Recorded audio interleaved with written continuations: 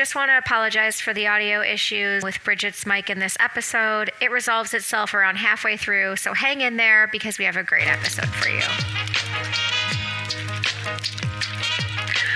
Welcome back, guys, to the Best Friend Files. Do you want to talk about kin keeping? I feel like that's lame. I mean, I feel like that segues right in from Thanksgiving because it's a huge family holiday. Yeah, no, I feel like it's appropriate. So I don't know what you found, but I'm sure that you got some good tea on the kin keeping. I did. Thanksgiving was 2 days ago, and it just took me that long to know that because I am mentally exhausted. And if you're a woman, you probably are too. So today we are talking about a lately viral term via TikTok called kin keeping. Okay, so this is a post on scarymommy.com, and it's from November 26, 2024. And it's something that TikTok creator Paige @SheIsAPageTurner highlighted in a recent video. Quote, women are often unfairly responsible for maintaining relationships with their husbands' families. She goes on to point out that women married to men often do a lot of legwork to maintain relationships with his family. They find themselves reminding him of his mom's birthday, or buying and wrapping gifts for his family, or prompting family get-togethers because it's been a minute since the last gathering. Quote, I think it's really important if you are the mother-in-law, father-in-law, whatever, and your son's family doesn't spend a lot of time with you around the holidays, or you feel like they don't put in a lot of effort, remind yourself that it's not his partner's fault. That is your son's fault. If you feel like you don't see your son enough, if you feel like they don't spend enough time with your family, then you need to talk to your son about that.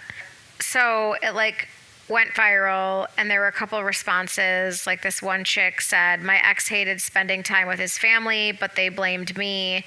Now we're divorced and he sees them even less than when we were married. Another chick wrote, I stopped kin keeping, and honestly my husband doesn't care to maintain that relationship because they don't make an effort to do so. So that's the viral TikTok post. Thoughts? It's interesting to me, I guess. I guess when I see things like this, I can't help but get the little windows into this woman's relationship because I 100% feel like the majority of women, or the majority of the responsibility of just keeping relationships of any way, shape, and form, and families, it's literally the women's job to keep these things. And I don't think it's our duty. It's if no one else would do it if we didn't do it, most of the things we do. That's definitely kind of how I feel about this. I guess it's just no shit that you have to make sure that all of this stuff happens. Not that, I don't know, I guess not that it's great that is the case, but I just feel like it's reality. This is from yourtango.com. 3 reasons women get more overwhelmed by a messy home than men. So not exactly the kin keeping, but I think it speaks to the consistent duties of a woman to upkeep the standard day-to-day. Backed by science, there's actual evidence to support why women tend to feel more overwhelmed when faced with a messy home. When forced with a cluttered environment, the brain's prefrontal cortex, which is responsible for decision-making and emotional regulation, becomes overwhelmed. For women, this response is more intense due to differences in brain chemistry and structure. First piece of that is cortisol. Being in a messy environment can lead to higher levels of cortisol in women, but not in men. Clutter triggers the hypothalamus to signal the adrenal glands to release cortisol, the stress hormone. In women, this process happens more quickly and intensely. Women who saw their homes as cluttered had high levels of stress hormone cortisol throughout the day, while those who described their abode as well organized had lower levels. When a woman sees a cluttered space, she automatically feels anxious because her body has high levels of cortisol, the stress hormone. Women feel this more keenly than men do because of the intense way in which this process occurs in their bodies. Neuroscience News reported on a study that found this to be true. The researchers, quote, observed that certain areas of the brain of women and men, especially those of the limbic system, react differently when exposed to negative images. The brain associates clutter with chaos, lack of control, leading to feelings of anxiety and stress. Women are more likely to internalize these feelings due to higher activity in brain regions related to emotional processing. Fascinating. I also feel like it makes sense when you think about it on like a practical application, because it's like even just men being like hunters, warriors, like they need to be able to like put up with like shitty conditions and not be bothered by it. Like that's what we need. And then women need to be like, ugh, like what in the fuck is this? We need to clean this because someone's gonna get gangrene. Well, yeah, it's the nurturing aspect, and it's the really, frankly, the child rearing aspect of like, you need to ensure your child survives, and they won't be able to do that as successfully in a cluttered, filthy environment. So yeah, and then women rate emotional images more emotionally stimulating than men do, and they're more likely to remember them because of that emotional tie. So since they're more likely to remember the images, we process them differently. For example, a woman will process and interpret an image of clutter on a deeper scale than a man. Well, I think too that's that like the Queen's Code, that's like that diffused awareness and that singular focus, I think is like a huge part of that. The same way that these researchers are defining it, it's like that as well, that the women, the clutter is bothering the women more because they're taking in every single piece of that input, whereas like a guy can just walk through all that garbage singularly focused on the one thing that he needs to do or get and not be bothered by any of it.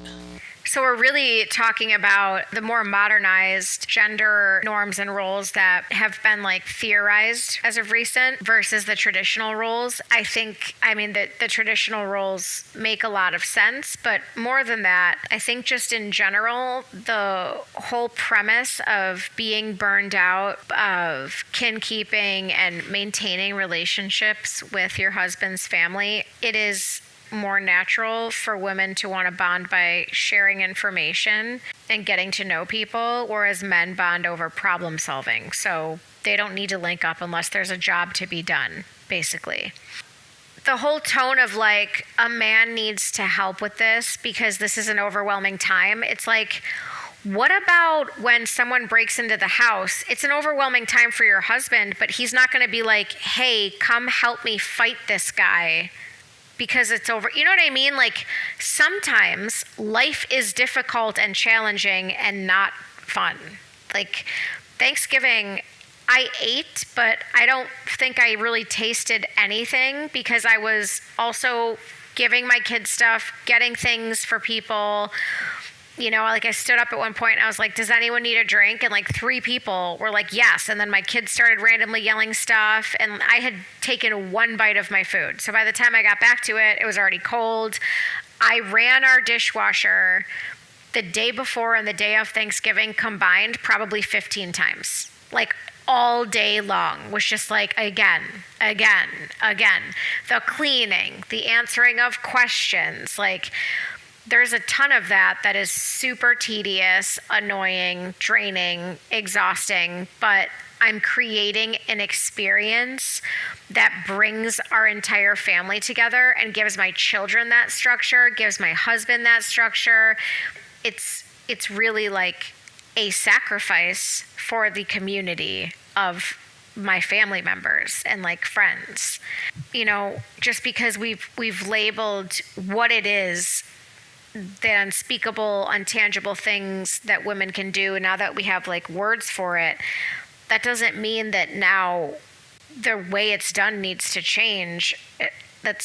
We're just identifying it. Like, yeah, and I think to your point, I think that's like, and that's what I kind of meant when we were reading like the first quotes and stuff, is like, I can't help but like think about like these people's relationships and how a lot of it is really their own relationship dynamics and like their own lack of self-awareness and awareness of like their partner is really what most of those things sound like. You know what I mean? Like, I just feel like if you had open, honest communication with the person that you're actually in the relationship with, fuck all these other people. Like, if you two have open communication, then I don't see how you would end up in any of these situations. Yeah. And so that this ElevateNetwork.com article, it's talking about how women got to this overwhelming place. To your point, it says, when we entered the workforce 50 years ago, things changed. And it says in here, imagine this. What if instead of becoming more resilient just to keep things working, we become more empowered and find different ways to design how we work, set expectations, and set up the systems that define and run our society so they actually support us and all people and the planet to thrive. What this is really saying, is really just the first part. Instead of becoming more resilient just to keep things working, we become more empowered. This is really just saying, women, it is okay to be humble and to say, I need help.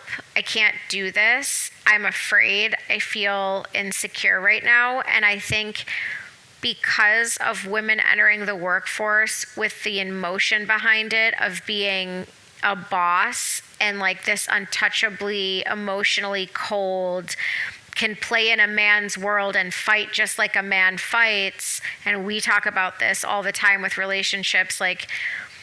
If you're a woman with a man, you try to fight him to make your point and to get what you're looking for out of the relationship, you're always going to lose because men are fighters. Women are not naturally fighters. So when you go toe to toe with your man and you're trying to force him to do something or pressure him or however you're doing that, even if it's passive fighting like that, he's going to win because he'll always go farther than you. He'll say that one thing that really hurts your feelings, or he'll just stop caring, whatever. This whole thing of let's fight in a man's world, now it's against that whole ethos to be I'm vulnerable and I just need to be held and for someone to tell me it's going to be okay because I feel really overwhelmed and insecure. Now it's all the way back to women, let's be empowered to change society, when really it's women, let's have humility that we're feminine and are emotional and get overwhelmed, and let's just be what we are instead of trying to say that we're also like men. We are not like men. That's why we're women. So yeah, I think it's sort of just the wrong mindset. And I don't think it was ever done maliciously. I don't do the conspiracy, we're being brainwashed, they want us to, they're trying to kill us. I don't do all that. I just think it had good intentions. I get it. It makes sense. It's a great angle. But we kind of put ourselves in this corner where it's well, if we're going to be in a man's world, we can't be vulnerable and we can't be overwhelmed. And it's no, you can be. And that doesn't mean the man has to do it too, because he's not going to feel overwhelmed like you because he's a man. The problem is that you need to accept that. It's just that I think it's that societal influence. You imagine you're supposed to handle it this way or be this person, and to think or feel this other way is maybe frowned upon or weaker or not in alignment or whatever. So it's, yeah. Then there was this interesting article. It's from todaysparent.com. It says, A Dad's Confession About Household Chores. And it's from September 13th, 2024 by Micah Tube. And he says, for 3 years, I promised to make a chore schedule and take over weekly meal planning. I've yet to do either of these things. So what's my excuse? Well, it's complicated. He was kind of like the sloppy dude, put his clothes in the corner, all that stuff. He has a baby with his wife. He says, and although we were so exhausted at the end of the day that the last thing we wanted to do was sweep dust from the corner of every room, our newly crawling son, who used to cry at the sound of the vacuum, left no floor untouched. Our responses to this new normal diverged. My wife's orderliness moved toward OCD, while I began to wonder if it was worth doing anything when there was so much I could never do. During my wife's maternity leave, I spent most of the week at my job while she had to face the housework constantly, and it was always on her mind. In retrospect, her resulting anger and resentment shouldn't have been much of a surprise. So this is like a highly sensitive, new age dude. He's like really accepting his wife being overwhelmed. He's understanding where she's coming from. But also, like, even me saying that, I'm like feeding right into that mindset. Like, he's not being a new age dude. Any man understands that as long as you say it to him. You know what I mean? If you're like, this is overwhelming, look at all the stuff I'm doing, he's gonna be like, wow, yeah, you're doing a lot, babe. Can I help you feel more comfortable? Can I literally step in and be a man here? Because that is what I love to do.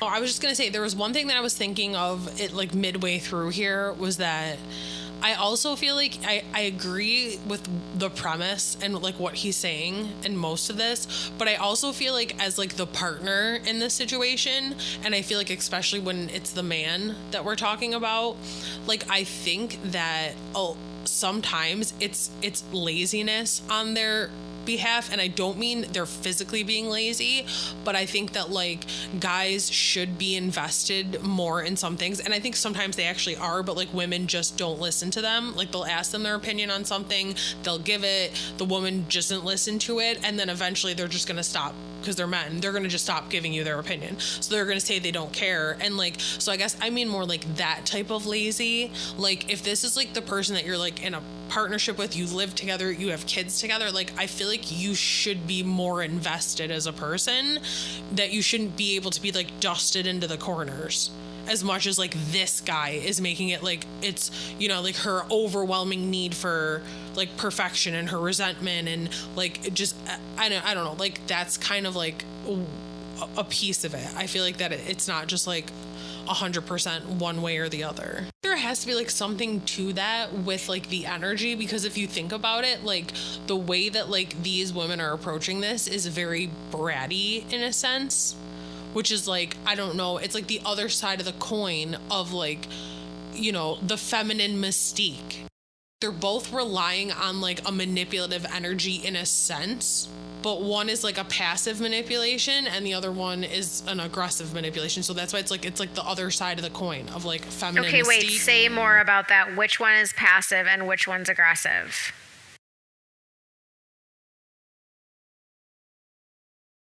Like the feminine mystique side, that's like the good side of the coin. It's passively manipulating the situation. You're not manipulating in a bad way. I just mean like you are setting into motion ripples that are going to change the situation.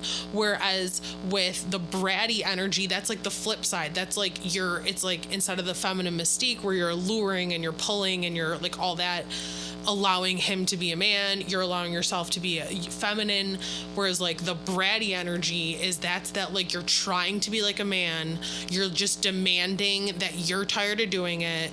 And I mean, because that's again what like sticks out to me in this is like if you're in a relationship, you really can't just like talk to your partner. Like let's worry about that. Let's not worry about Thanksgiving plans. You know what I mean? Like, yeah, and it's that thing where it's like, okay, you can feel overwhelmed and you can even feel angry about it, but like before you bring all that to your man, make sure that you're not assuming and telling yourself that he is intentionally trying to hurt you, because that's the whole vibe here is like, we always have to do this and it's not fair that they never do it. And it's like, I don't think that they're treating anybody unfairly. I think that they don't care about it. It's not on their radar at all. They probably think it's somewhat over the top. When you have the mindset that people don't understand you, don't care to understand you, then every misunderstanding, every negative emotion, every feeling you feel that a lot of times has literally nothing to do with that person, it's your own shit that you just had stirred up inside of you. Like, if every time that happens, you're getting upset and getting into these confrontations, it's you as the common denominator. Like, you're the reason you're in conflict all the time, because you're just going in with your sword already drawn. You're like, well, it's on.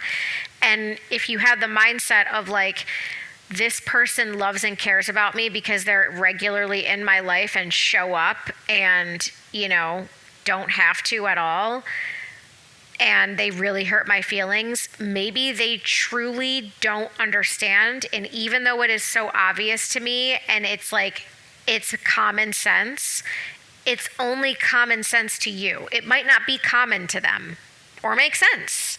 He goes on to say, in the middle of our fights, my wife often refers to the housework as, quote, invisible labor, since it produces in the absence of something, along with the absence of anybody else caring. But it's possible, I've learned, that mothers are the ones who care most about the state of our homes and children because they're the ones rewarded or judged for them. Some women may laugh at the rewards half of that, having never seen any, but I'm sure we can all agree that when things are not in good order and blame is laid, it's never put on the father.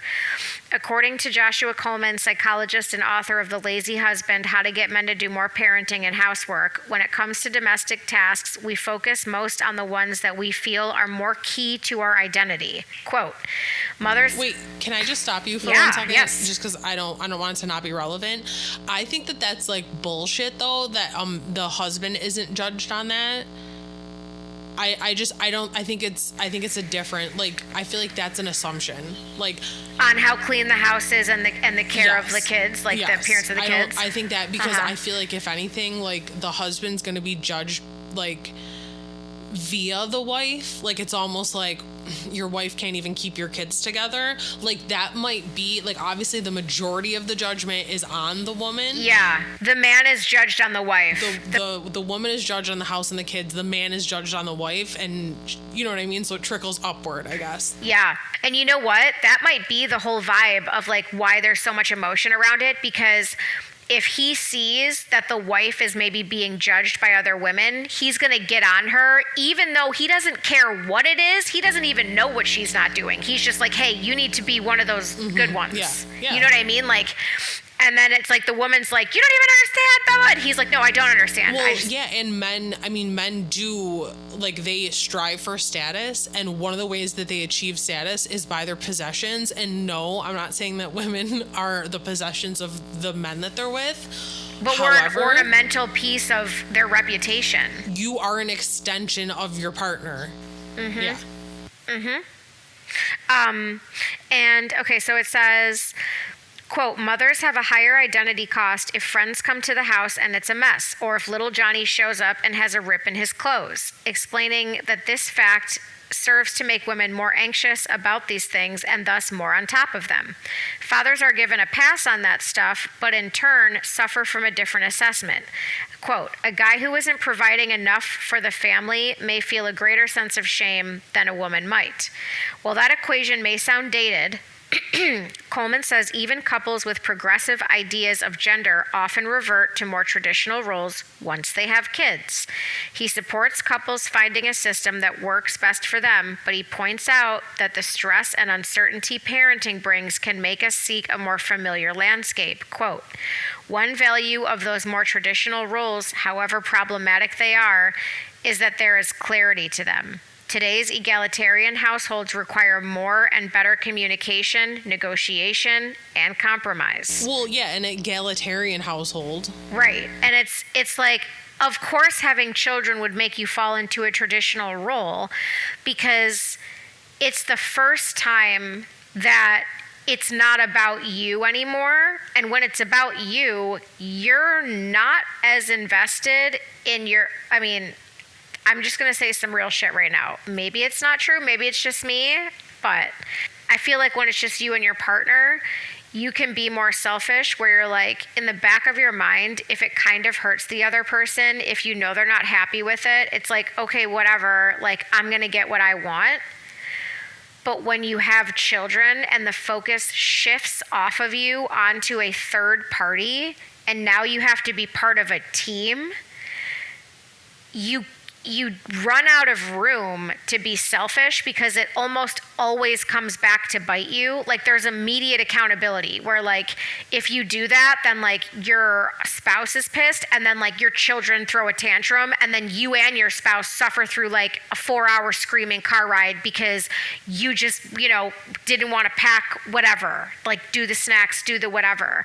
And then like you suffer for it. So it forces you to do the work that is challenging and is overwhelming and is hard, but that you are ultimately better at doing and are going to remember to do it. Your husband is going to throw frickin' a package of deli meat in a Ziploc bag and be like, here's lunch. Like he's not going to separate out in containers fruit because it's wet and you don't want it to get the bread soggy. That's all women shit. So like, well, I also feel like too, like to your point, like, and like he said, like egalitarian, like, well, that's, what do you expect in like a completely equal 50-50 household? That's like, if you go 50-50, like, cause that's like the thing is like people date like 50-50, like they go out and like split the check with like their boyfriend or their, you know what I mean?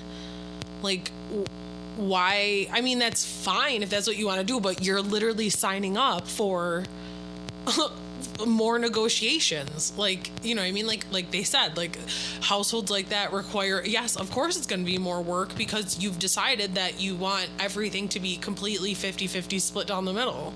And also too, even treating a relationship like a business arrangement of like we're going to split it 50-50, even in the most successful businesses, that shit doesn't work out.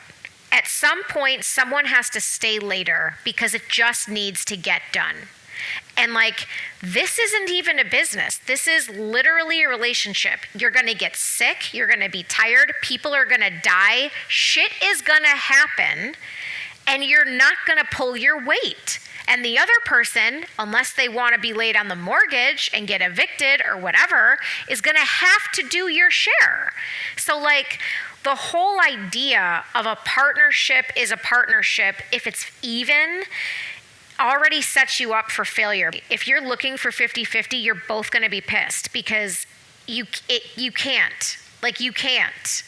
It's just not, that's not real life. I mean, it's just the two of you and like your kids are depending on you and it gets real. Like there is no opportunity to be like, let's have a 4-hour conversation about how to make sure that this list is split into 2 50s. Like by then, it's too late to solve whatever problem you have. Grow up, yeah. Gen Z. Exactly.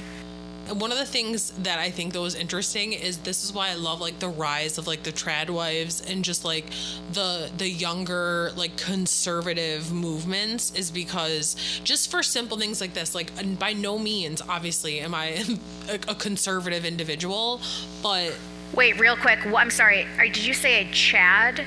CHAD wife? Trad. No, TRAD. I don't know. What is Trad that? Wife. So that's like all these basically like women that are just going back to like being traditional wives. And they like have like their little accounts on like Instagram and TikTok, and like it's just like, I'm gonna be a stay-at-home mom and like I'm gonna cook my husband, I'm gonna get up at 6 o'clock to make sure he's got a fresh cup of coffee and like a hot breakfast before I like vacuum the house and take care of the kids and just doing traditional mom stuff. And I love it because I'm like, this is, I think it's one of the things that we got right was having a woman in the home to take care of small children.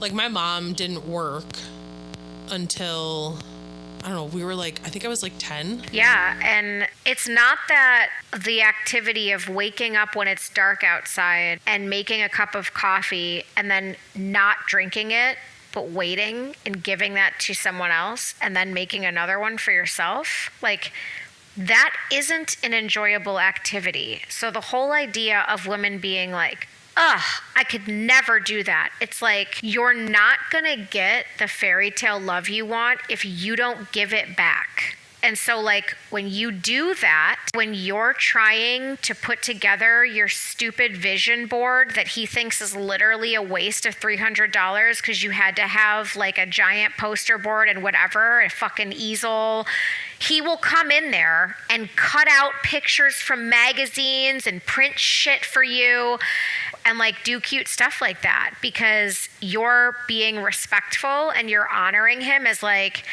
putting him first in that way, and then he'll put you first in his way.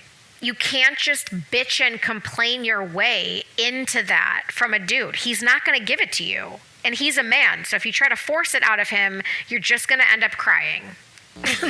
Well, I think so too, is like, especially like specifically with like the trad wives and stuff, I think it shows how like, and to your point about like getting up in the morning and doing that, like it's more so about like your life is an experience, and like the experience that you make for yourself is also going to be. I don't know why you just gave me chills when you said that. That's so weird. Huh?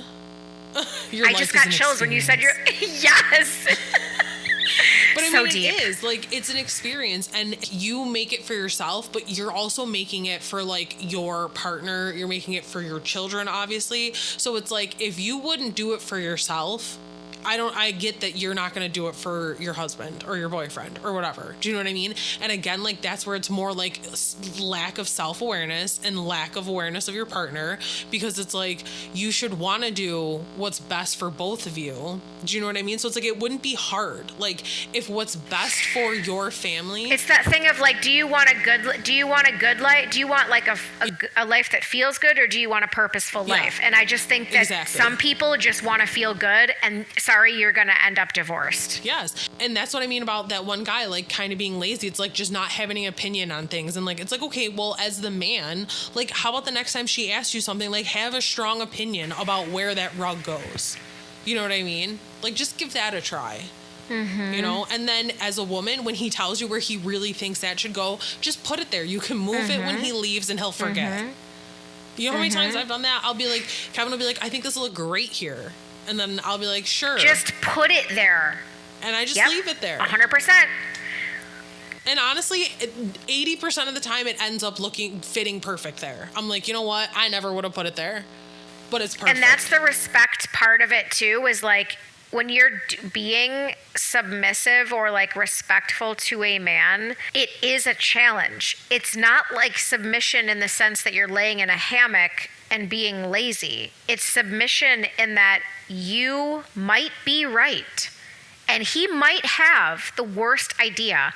You don't say that though. You hold it in, and if you think that that's crazy and you need to be yourself, you are dreaming. If you don't think your man has held his tongue a billion times around you when he has thought you just said or did or looked so stupid because he loves you. They just want to feel like they are in charge. And they can't do that if you tell them that where they decided to put the rug doesn't look right and it would have looked better over here or there. Now, like, biblically speaking, there's like literally verses about doing that to your husband, like constantly correcting him and like criticizing him. Like, that is not respect.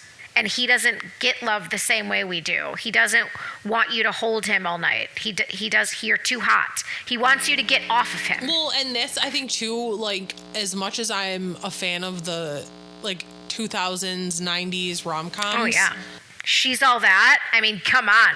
I mean, that was a big part of the Queen's Code too, was like, just like the concept of like the over romance, like especially like a cheesy romance novel. That was my jam for a long time. But yeah, it definitely, you know, I think alters women's expectations for guys in a huge way. So this says, roles can become so entrenched that sometimes women even guard their tasks from their husbands, something a sociologist calls gatekeeping. So yeah, basically like you're so used to doing it and you are getting fulfillment from doing it that you, as much as you feel overworked, you wouldn't give up the task that you're doing anyway, because he would not do it in a way that made you feel secure about that part of you being like judged. I mean, I also feel like some of the stuff also is like with relationships, as always, it's a lot of it's like anecdotal, because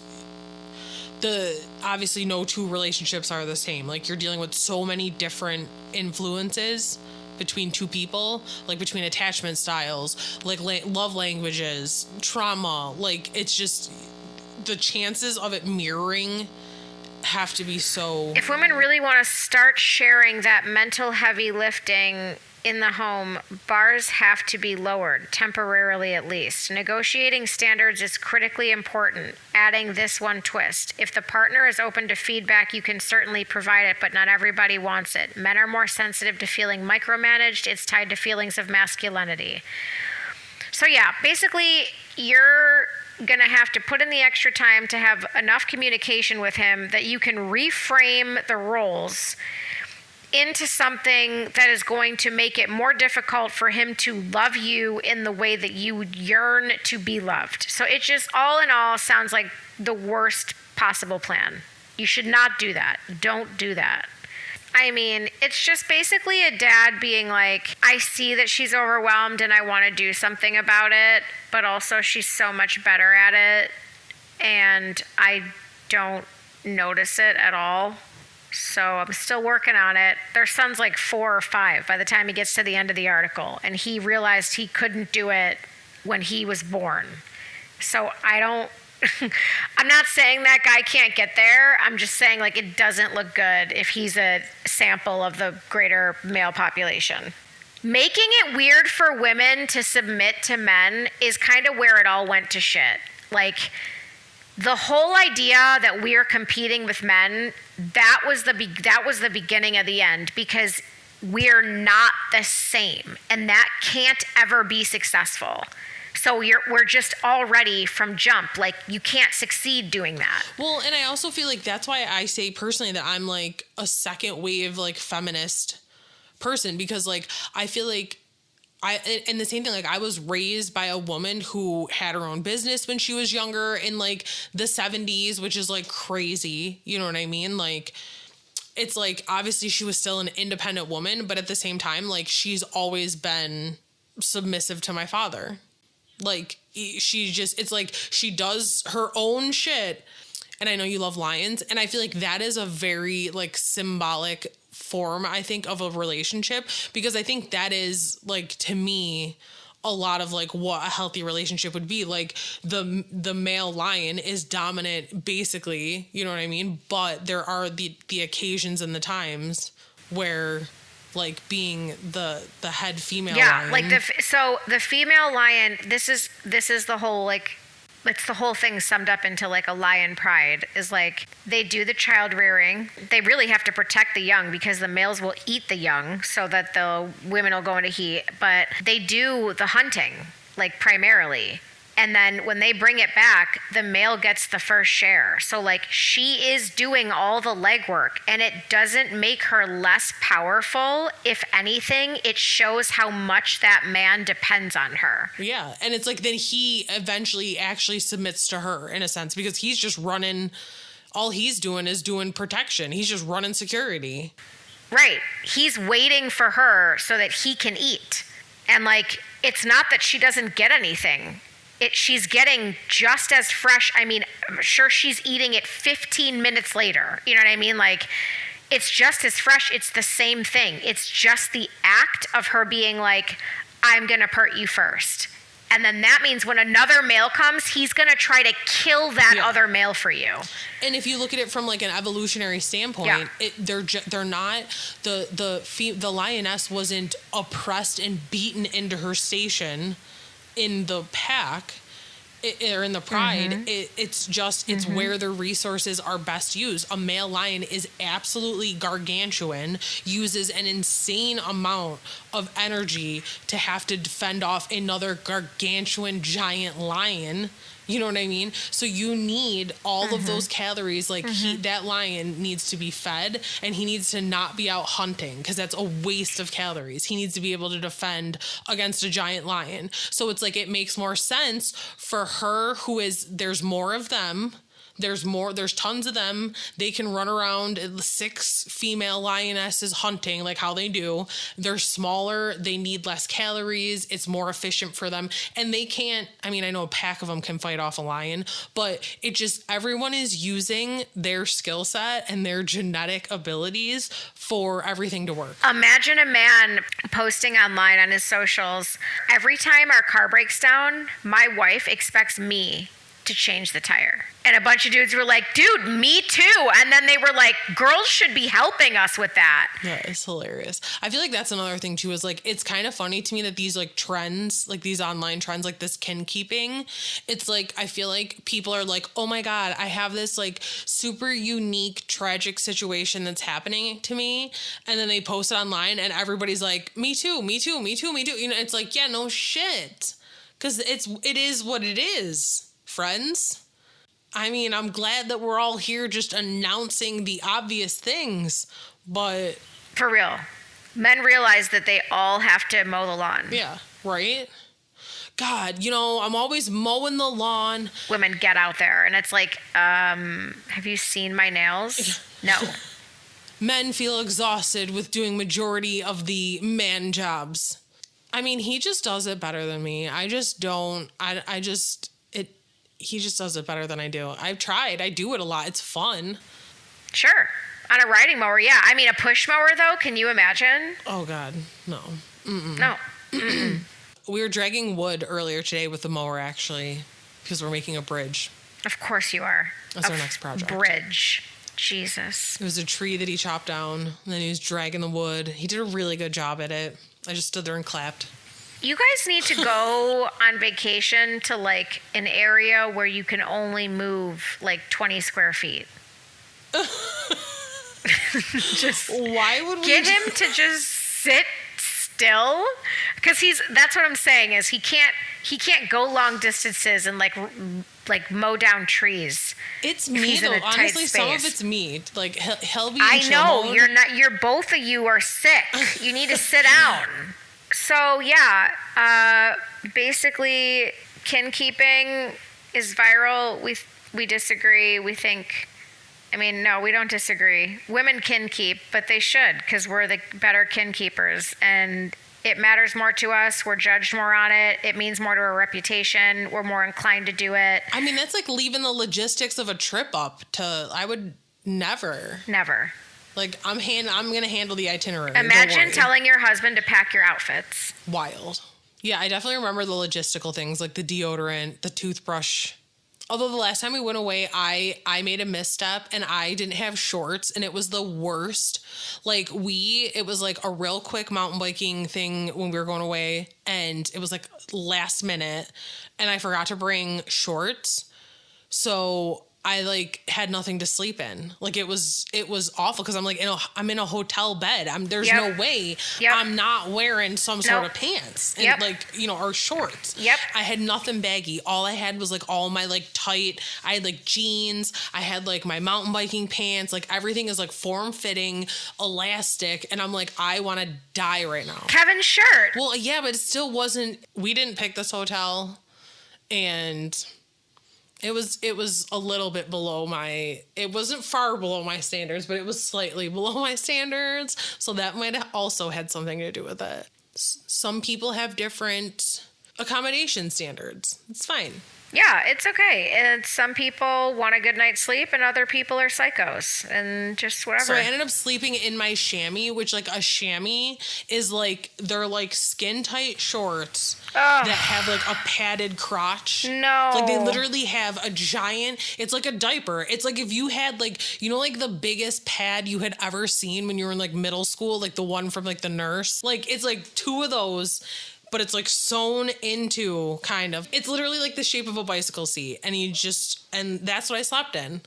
That was the closest thing that I could come up with. It was awful. I mean, thank God you had something though, honestly, dude. Imagine if it was just your vagina against that disgusting blanket. So yeah, we said all that to say kin keeping. We should be doing it. I know I already like wrapped it up or whatever, but thank you for listening, and we'll see ya. See you next time.